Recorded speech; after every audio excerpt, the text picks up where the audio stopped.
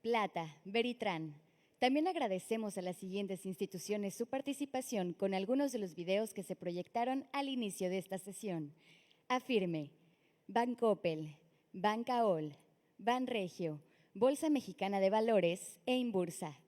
La Asociación de Bancos de México agradece a Banorte por contribuir a que la Convención Bancaria sea por primera vez en su historia un evento carbono neutral a través de la adquisición de certificados de compensación de emisiones. Con esta acción se generan beneficios tangibles en favor del medio ambiente. Finalmente, agradecemos a nuestros media partners su participación en la difusión de nuestra convención. El Financiero, El Economista, El Heraldo de México, Excelsior, La Razón, Grupo Imagen y Radio Resultados. Les recordamos que pueden hacer llegar sus preguntas a los expositores por medio de la aplicación oficial de Bancos de México o pueden mandarla al WhatsApp que se proyecta en pantalla.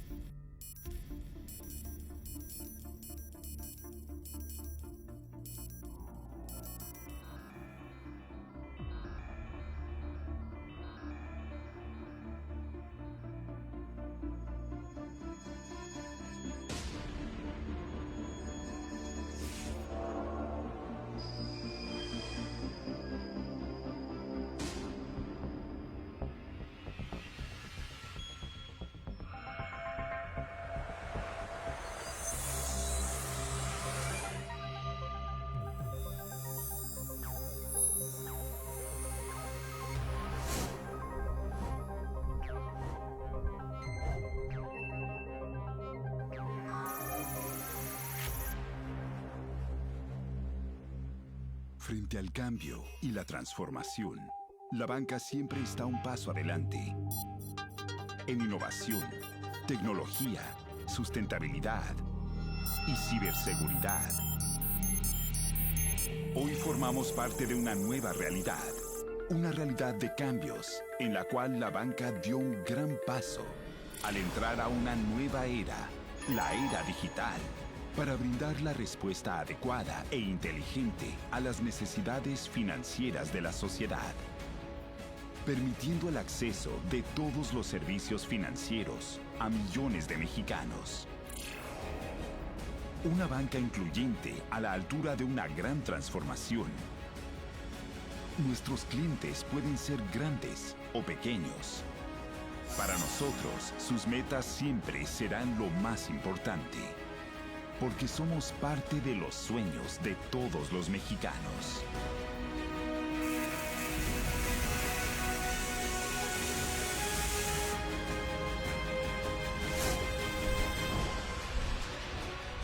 Asociación de Bancos de México.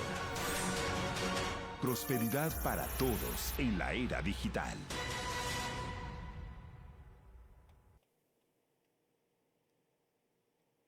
Invitamos al ingeniero Manuel Gutiérrez Novelo a pasar al escenario para impartir la primera conferencia del día, Intelligent Banking, The Next Step.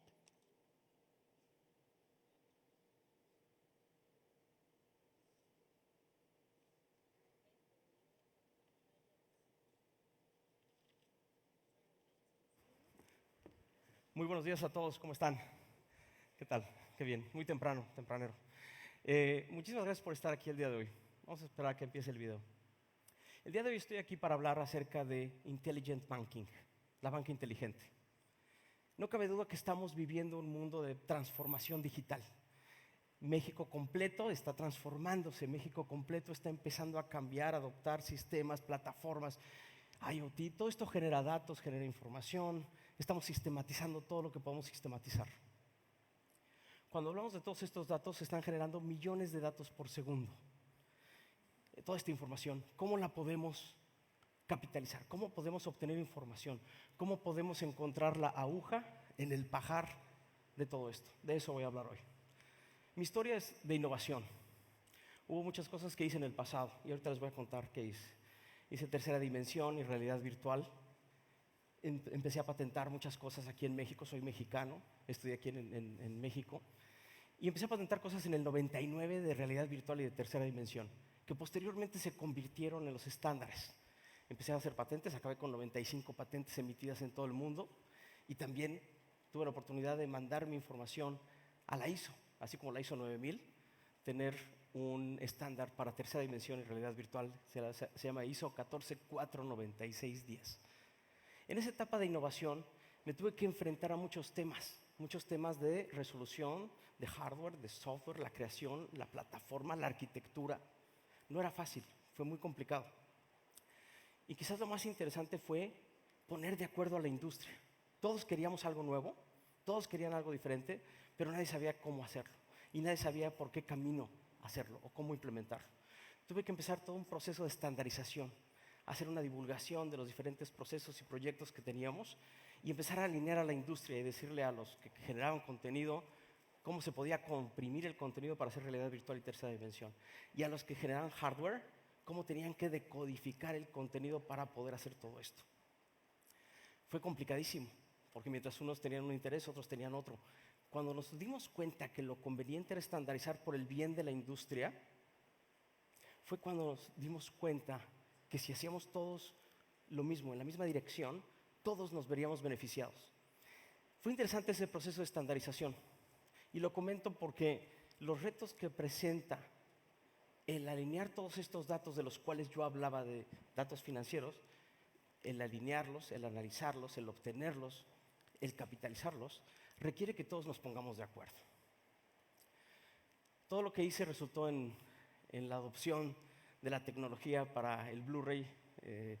Por ahí una película que se llama Avatar 3D. Resulta que está hecha con mi tecnología, con mi encoder y con mi decoder. Tuve el honor de trabajar con James Cameron. Y todo esto a través de hablar con las diferentes industrias. Y con la Blu-ray Disc Association hicimos todo lo necesario para organizar a toda la industria que nos fuéramos por la misma dirección. ¿Qué hacer? ¿Cómo hacerlo? ¿Cómo adoptar esta tecnología? ¿Cómo empezar a implementarla? ¿Cómo hacer pruebas? Teníamos películas, teníamos que codificarlas, teníamos que probarlas. Todo esto nos llevó a ponernos de acuerdo todos en una sola misma dirección. Cuando hicimos eso, empezamos a tener diferentes resultados. Warner Brothers nos daba una película, la codificábamos, se veía increíble. Después llegaba DreamWorks, nos daba una película y se veía increíble. Disney llegaba, nos daba una película y se veía increíble. Nos empezamos a dar cuenta del valor de la estandarización, del valor de tomar una decisión juntos en la industria. Esto se los platico porque cuando hablamos de todos estos datos que se están generando en la parte financiera, va a ser muy importante que nos alineemos todos, que nuestra visión sea conjunta, que vayamos todos al mismo lugar porque queremos llegar al mismo lugar, que es el poder conocer la información, el poder tener acceso a esta información. En el Blu-ray 3D no fue muy diferente. El Blu-ray 3D tenía que tener esta misma orientación, cómo le damos lo mejor al público, cómo hacemos lo mejor para el público. Y nosotros, el día de hoy, estamos aquí hablando de cómo podemos usar tecnologías disruptivas para beneficio de México. Cuando todo esto se dio, cuando todo esto se logró, fue muy complicado, fue muy difícil, pero tuve el honor de trabajar y conocer a muchas personas. Una de ellas era Vincent Pace. Yo no sabía quién era, empezamos a hacer algunos proyectos. Y me dice, tienes que conocer a mi socio. Cuando me presenta a su socio era James Cameron. Y resulta que era cuando lo conocí y hablamos de la película de 3D. Todo esto me hizo a mí sentir muy bien, porque en el año 2013, cuando ya después de que salieron todas las películas al mercado, en el año 2013 tuve el honor de recibir un Lumière por mi contribución a la industria cinematográfica y a la industria en general. Esto fue increíble porque para mí era un honor ser el primer mexicano que recibía un Lumière. Es un premio que solamente han recibido personas como Ang Lee o James Cameron, y yo estaba como el primer mexicano que lo había recibido.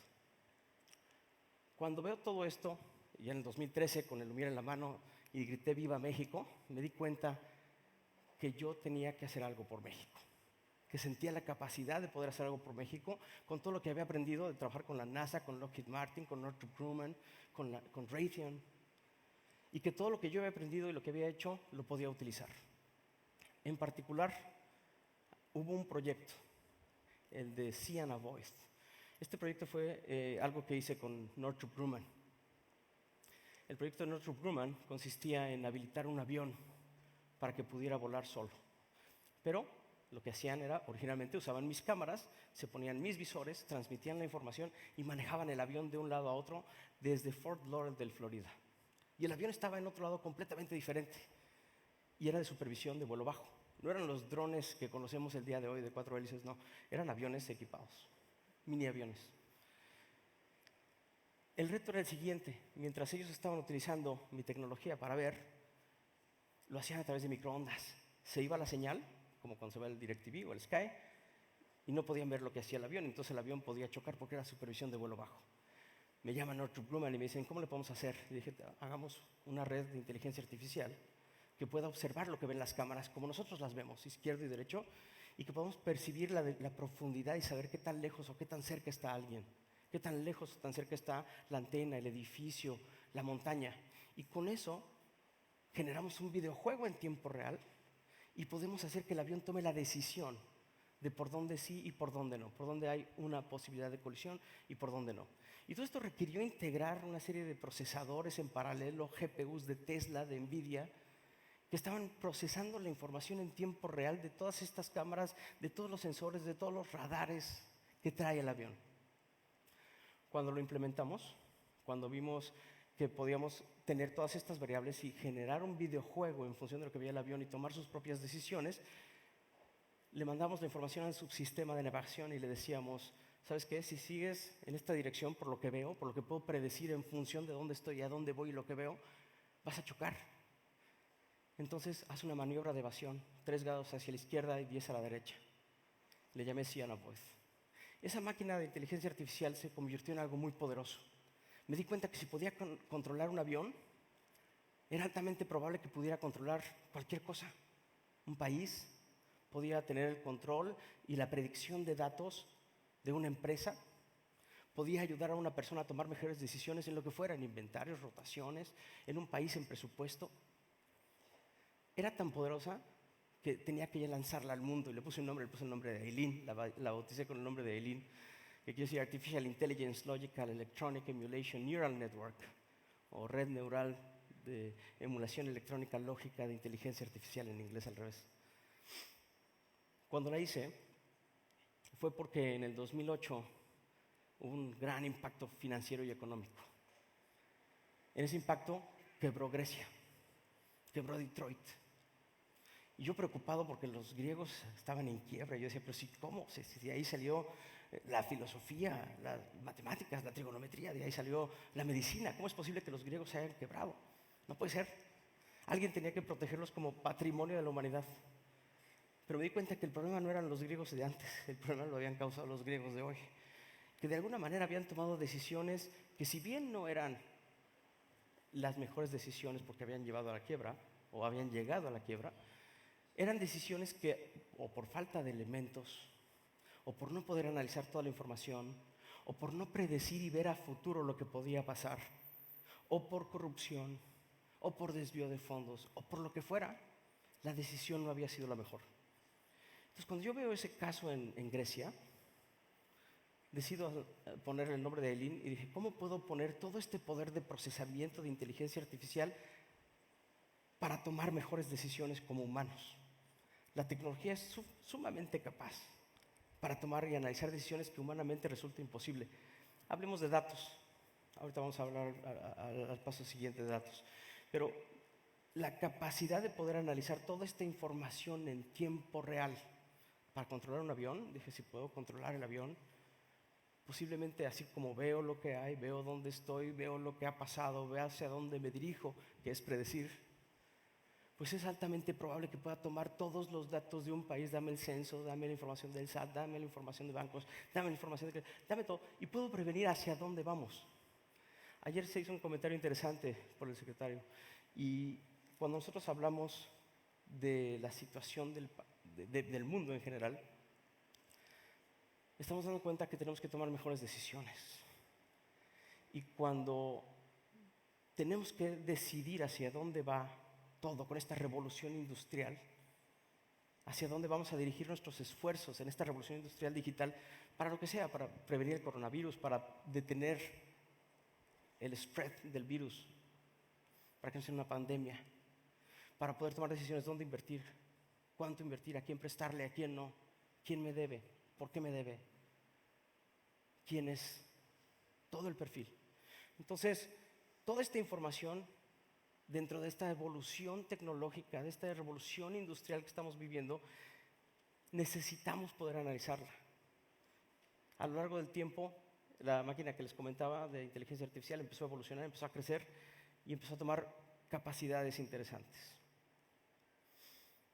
¿Cómo le hacemos para que todas estas tecnologías de las que hablo, tecnologías disruptivas como inteligencia artificial, se puedan utilizar para adoptarlas en México y que de un nivel o de otro, en una industria o en otra, en gobierno o en privado, a nivel personal, a nivel gobierno, a nivel estatal, a nivel ciudad, a nivel empresa, podamos tomar mejores decisiones como mexicanos?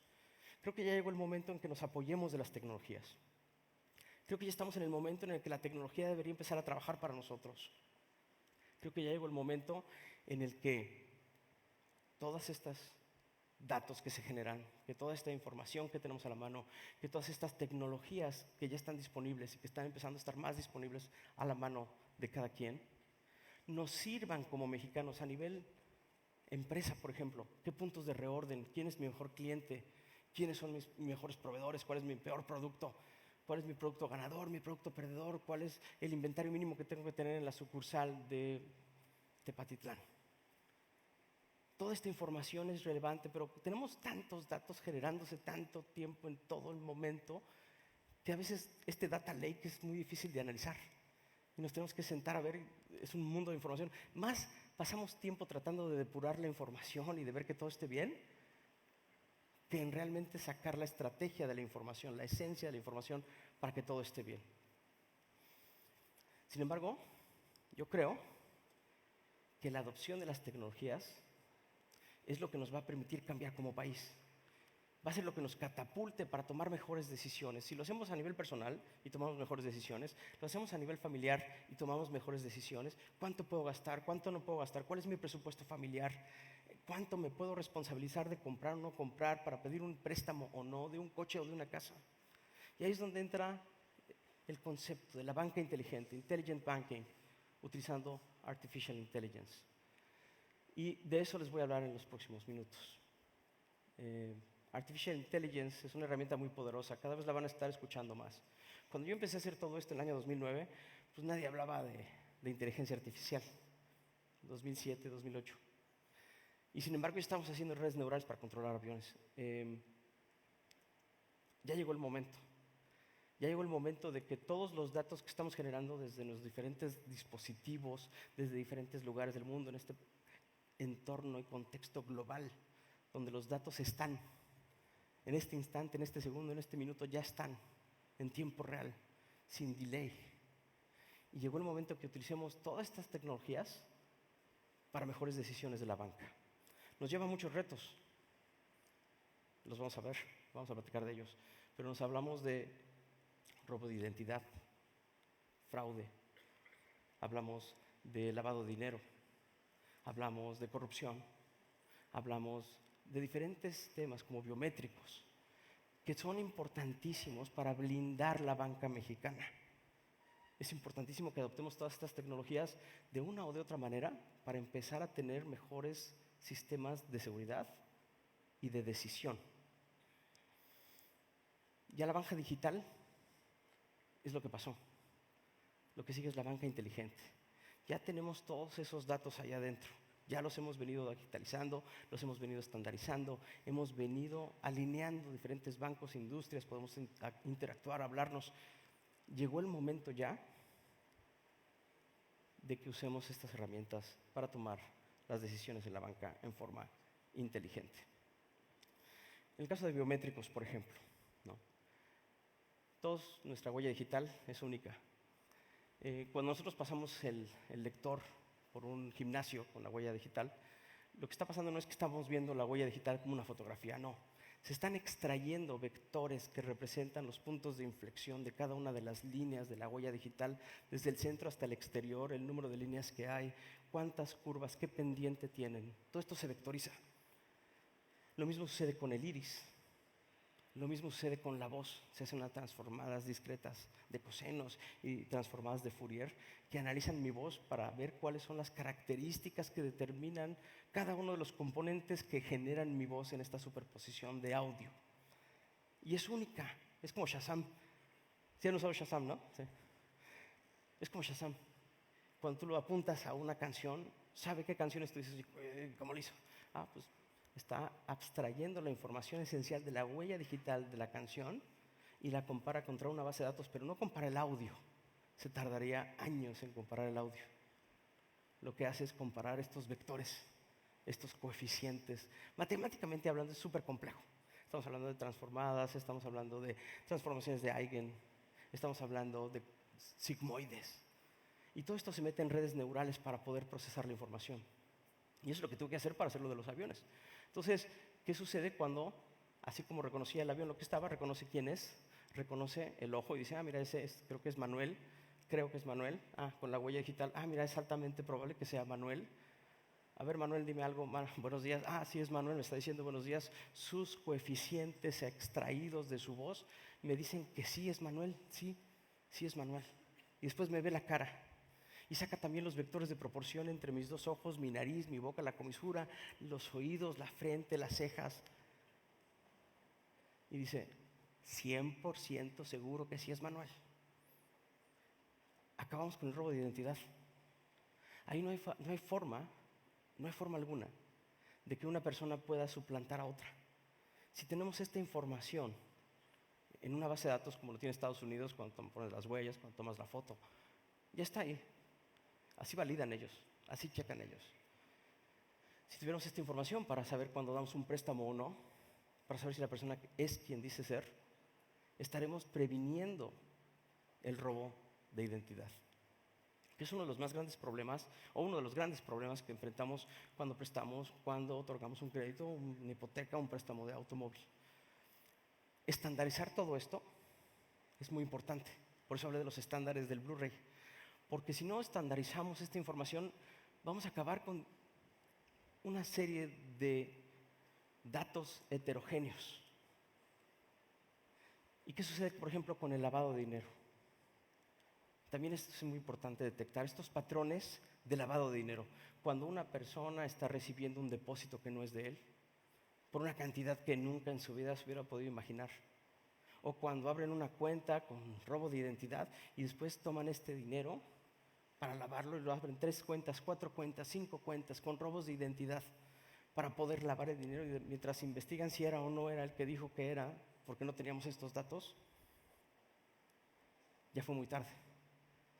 Y entonces el lavado de dinero obviamente le da la gasolina y alimenta la corrupción, alimenta a todos los que están en la misión de hacer algo malo en México. Y sin embargo, es muy difícil que si no tenemos todos estos elementos lo podamos prevenir. Entonces, si nosotros vamos acotando, vamos generando límites, vamos poniendo restricciones en quiénes van a poder utilizar nuestro banco, nuestra empresa, quiénes son y qué movimientos tienen. A través de analizar su historial de movimientos, yo puedo saber si una persona que recibe 3,000 pesos al mes recibe un pico de dinero, digamos, de 1,000,000 de pesos. Bueno, de inmediato puedo detectar que hay un pequeño problema, una pequeña diferencia. ¿Qué pasó? Tiene un promedio de 3,000, de repente tiene 1,000,000. Ese es un factor. Pero si vemos que la cuenta emisora también está asociada con algún tipo de investigación, oye, pues, ¿sabes qué? Espérame tantito, el dinero está entrando a esta cuenta y esta cuenta de donde proviene no es la correcta, no es, digamos, la más adecuada, porque ya estamos compartiendo datos. Entonces podemos empezar a prevenir el lavado de dinero, podemos empezar a frenar el lavado de dinero, que es uno de los grandes problemas que si lo solucionamos, vamos a estarle cortando el oxígeno, por ejemplo, al narcotráfico. Vamos a estarle cortando el oxígeno, por ejemplo, a los secuestros. Y si no lo hacemos, ellos de alguna manera encuentran la forma de hacerlo. Entonces nosotros como banca, como empresas, tenemos que tomar la responsabilidad de hacer todo lo que está dentro de nuestro poder para poder detener estos lavados de dinero. Humanamente es imposible estar monitoreando a cada uno de los cuentavientes y a cada una de las personas. Y puedes poner algunas alarmas y puedes sistemáticamente y programáticamente poner algunos niveles de threshold. Pero no es suficiente. Necesitas que es como si estuviera una sola persona viendo a cada uno de tus usuarios para saber cómo se comportan cada uno de ellos. Pero a través de inteligencia artificial. A través de inteligencia artificial podemos meter todos estos datos por zona, por colonia, por empresa, por país, por ciudad, por lo que quieras, y analizar en paralelo toda esta información en tiempo real. Todo este mar de datos se puede analizar en tiempo real para tomar una decisión y decir, oye, aquí hay una bandera roja, oye, aquí hay una bandera amarilla. Lo mismo con la prevención de fraudes. ¿Cuántas veces no una persona sufre un fraude? ¿No? Usan su tarjeta, la utilizan en otro lado, le clonan la tarjeta, hacen el gasto en Costa Rica, o no sé en dónde, o en Morelia, no sé en dónde. ¿Por qué? Porque se quedan con la tarjeta, se quedan con los datos, vieron el PIN, vieron el número de atrás, a ver si pega. Y el problema es que para prevenir estos fraudes hay ciertos algoritmos. Podemos ver, ¿sabes qué? Esta transacción se llevó a cabo con un radio de X kilómetros. ¿Ok? Alerta número 1. Esta transacción se llevó a cabo en la madrugada. Ok, alerta. Pero esta transacción se llevó a cabo y junto con esta transacción se realizaron 7 transacciones más en menos de un minuto. Cuidado, eso es un sistema que está sistemáticamente y metodológicamente metiendo datos en un algoritmo de fraude para ver por dónde puede atacar, para ver por dónde puede tomar la información, para ver por dónde la puede extraer, a ver si puede hacer el cargo o no. Pero si utilizamos inteligencia artificial, podemos prevenir estos fraudes. Si utilizamos inteligencia artificial, puede estar monitoreando todas estas transacciones y si nosotros notamos un patrón cada X número de segundos de diferentes números de tarjeta, de un mismo número de tarjeta en diferentes partes, utilizan todo tipo de cosas, VPN spoofers y IP network masking y todo lo demás para poderlo hacer. Si nosotros podemos detectar toda esta información, vamos a poder detener y prevenir el fraude. Que también este es un problema que sufren los usuarios. Muy grande, porque de repente ni se dan cuenta y amanecen y la tarjeta está vacía, la chequera está vacía. Y empiezan las quejas, y empiezan las demandas, y empiezan los alegatos y todo lo demás. De la misma manera, es importante hablar del análisis de crédito. Una persona, yo, por ejemplo, me define. ¿Qué me define? Me definen algunas cosas, me definen muchas cosas. ¿Qué define si me van a prestar o no me van a prestar dinero, por ejemplo? Bueno, podrías ver mi historial, pero no he vivido en México. Podrías ver otros créditos que he tenido, pero pues como no he estado desde aquí, desde el 2003, pues quién sabe, yo me fui a vivir a Estados Unidos en el 2003. ¿Cómo me prestas a mí si es que quiero comprar algo, si te quiero pedir un préstamo? La dimensión que me define va mucho más allá de mi historial crediticio. Es una definición de diferentes vectores que me definen mi historial laboral, mi educación, mi background económico, mi social media, mis llamadas telefónicas, dónde estoy, todo eso me define. ¿Y qué es lo que sucede? Poder analizar toda esta información en paralelo para poder decir si me prestan o no me prestan, el día de hoy es muy complicado. Pero con inteligencia artificial hay una cosa que se llama data crawling, que puedes investigar todo acerca de mí, en México y en Estados Unidos, todo. Y con inteligencia artificial se puede recopilar toda esta información para analizar mi historial y decidir si me dan un crédito o no. No nada más limitado a una base de datos o a otra. Es multidimensional. Son múltiples factores. Ahí lo que tenemos es información de un segmento, información de otro, información personal, información laboral, información profesional. Hay que integrarla, pero imagínense hacer eso para cada una de las personas con las herramientas y con los recursos humanos que tenemos el día de hoy. Sería prácticamente imposible.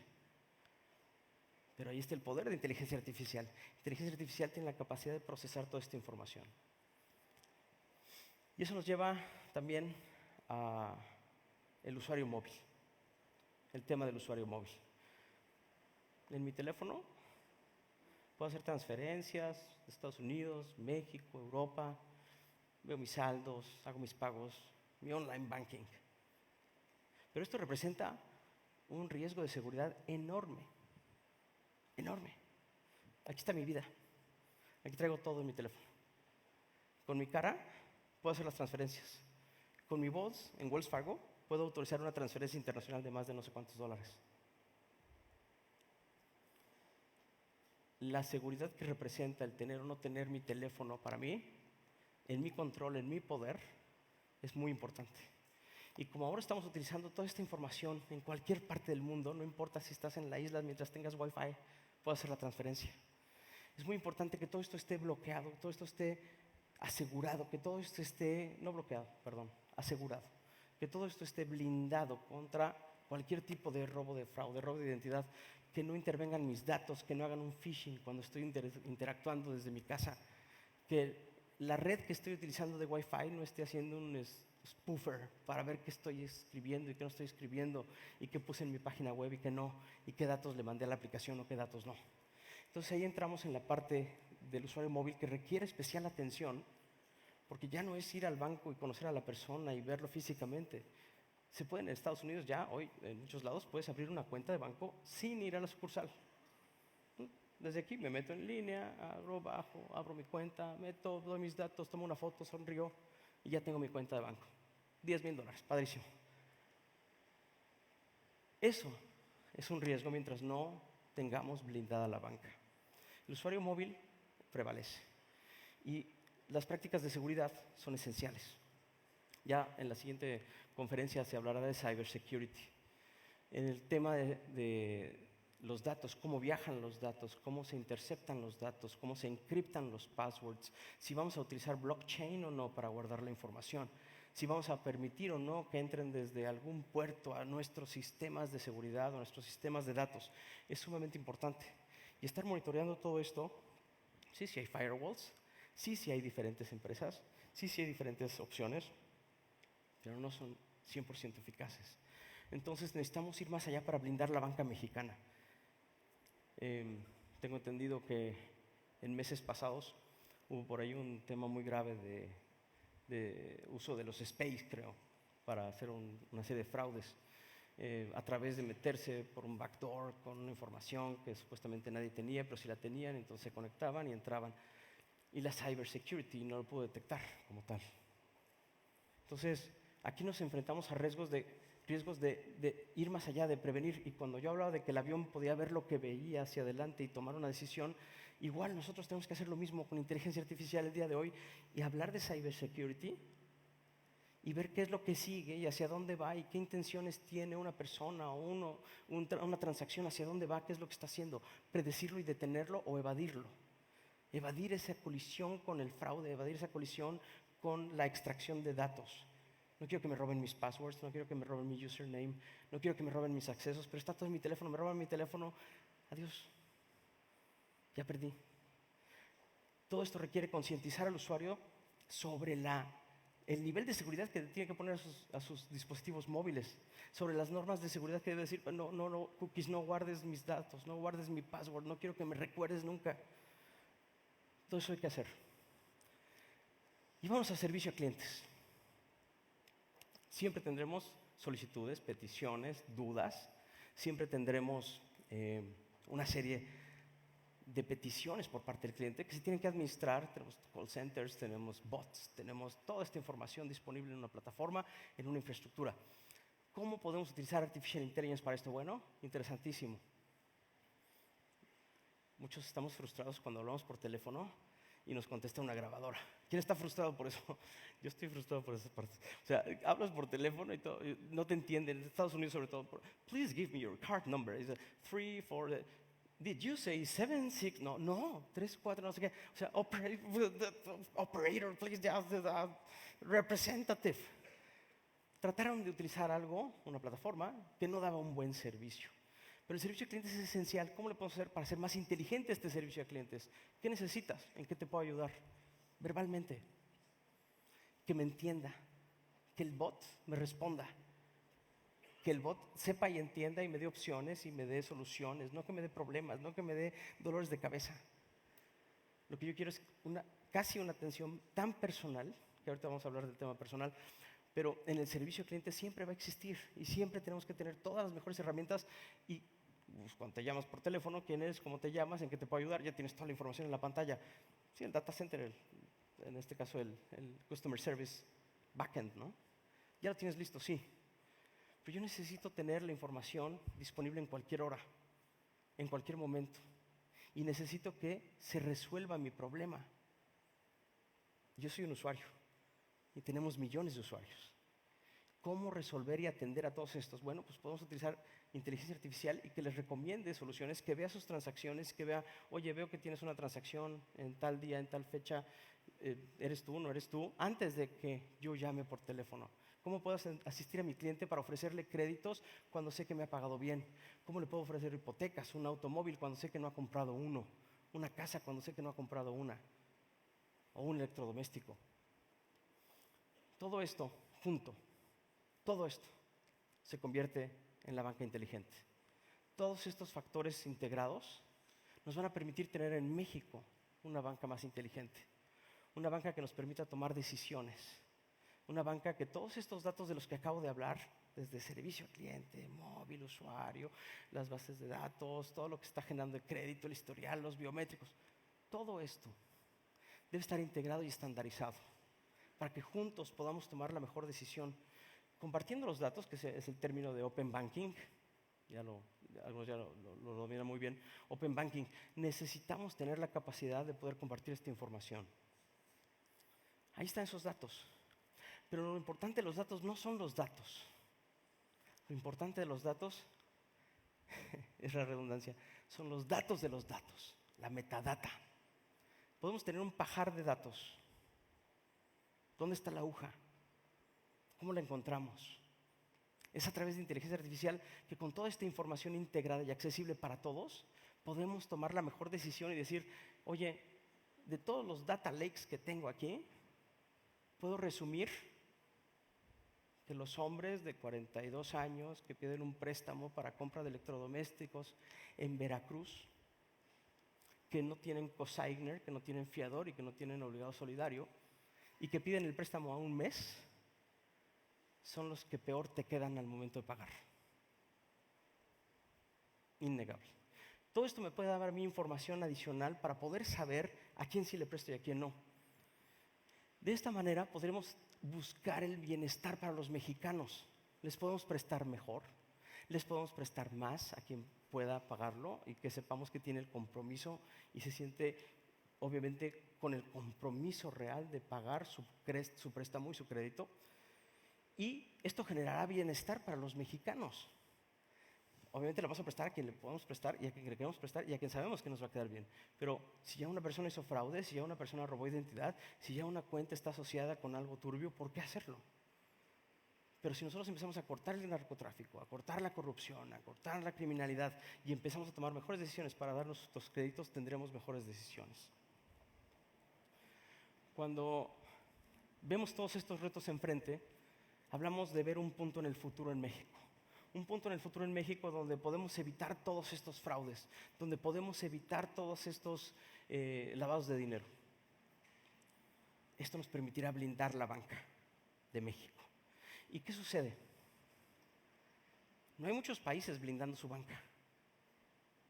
Pero nosotros tenemos un estigma ante Estados Unidos y ante el mundo. Nos ven de una manera que a mí no me gusta en lo particular.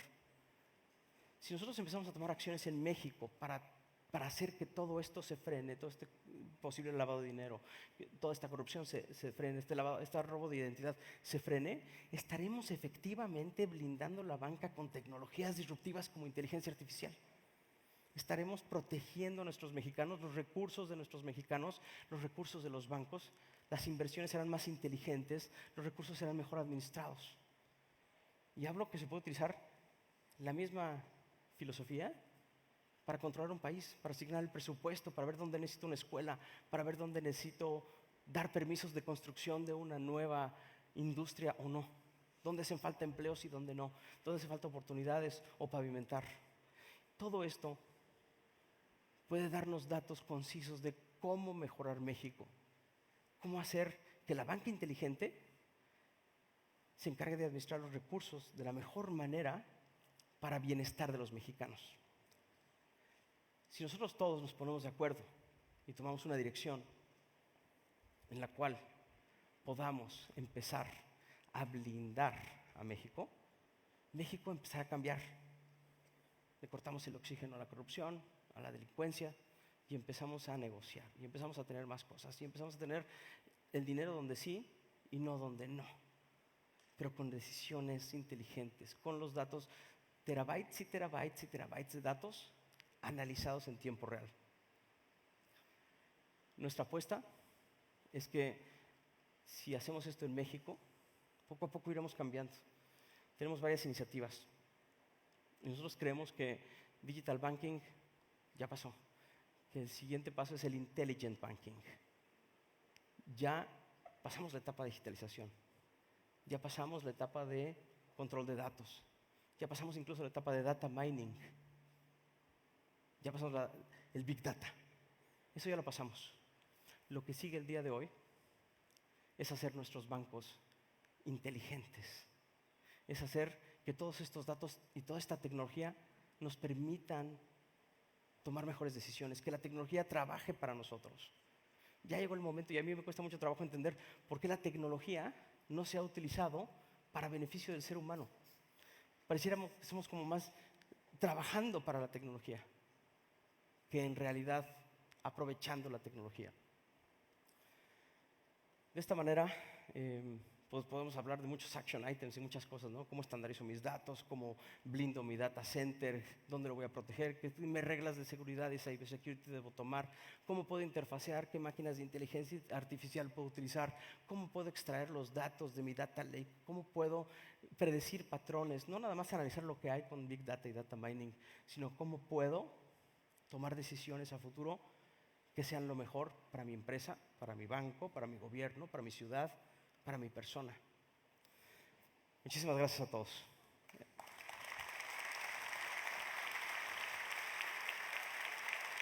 Agradecemos Gracias. la ponencia del ingeniero Manuel Gutiérrez Novelo y procederemos con la sesión de preguntas y respuestas.